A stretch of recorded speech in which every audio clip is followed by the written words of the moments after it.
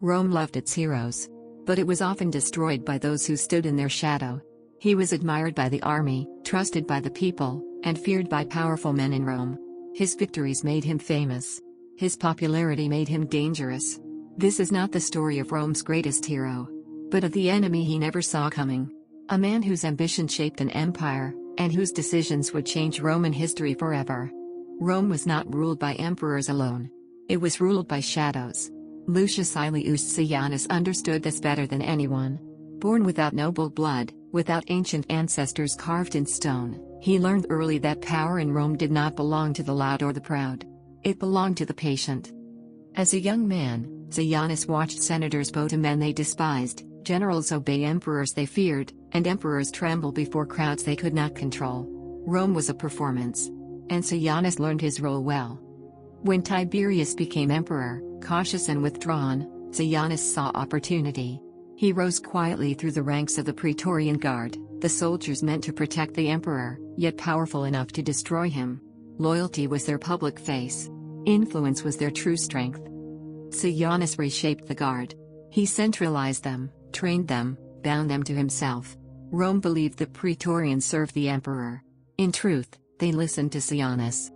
But there was one man he could not control. Germanicus.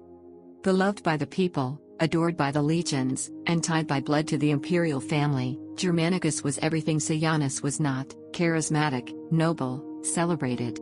Where Sejanus moved unseen, Germanicus walked in light. And light is dangerous to shadows. Germanicus was Rome's hope.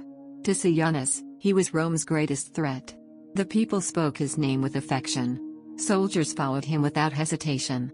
Even Tiberius, suspicious of everyone, could not openly oppose him. That made Germanicus untouchable, and therefore unbearable. Sejanus understood one truth above all others. Power is never taken by force when patience will do. He whispered into the emperor's ear. Not accusations, those were too obvious. He planted doubt. Subtle questions. Carefully framed concerns. He spoke of popularity as danger, of love as ambition. Tiberius listened. When Germanicus was sent east, Sejanus did not celebrate openly. Distance weakens even the strongest bonds. And in the east, far from Rome, loyalties could be bent. Then came the news. Germanicus was dead. Officially, it was illness. Rumors said poison. The people mourned. Rome trembled. And Sejanus watched. Germanicus' death did not make Sejanus powerful. It made him possible. With the beloved prince gone, Tiberius withdrew further into isolation. The emperor retreated from Rome itself, leaving the city behind. And into that empty space stepped Sejanus. Not as ruler. Not as emperor. But as necessity. Rome changed quietly.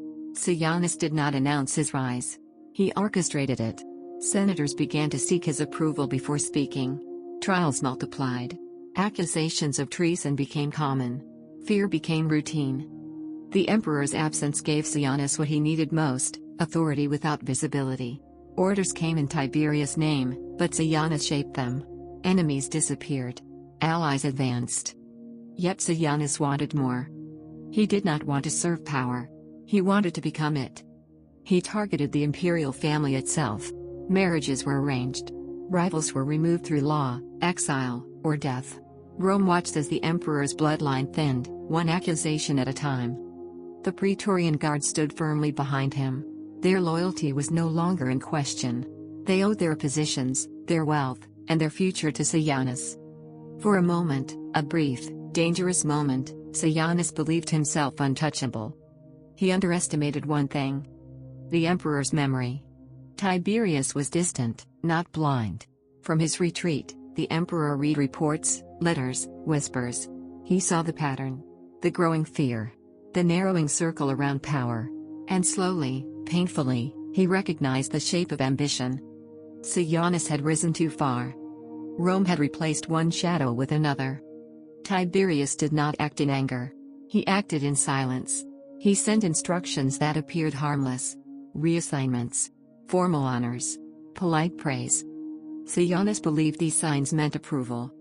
On the day of his fall, Sejanus walked into the Senate confident. He expected confirmation of power. Perhaps even recognition as heir. Instead, The letter was read.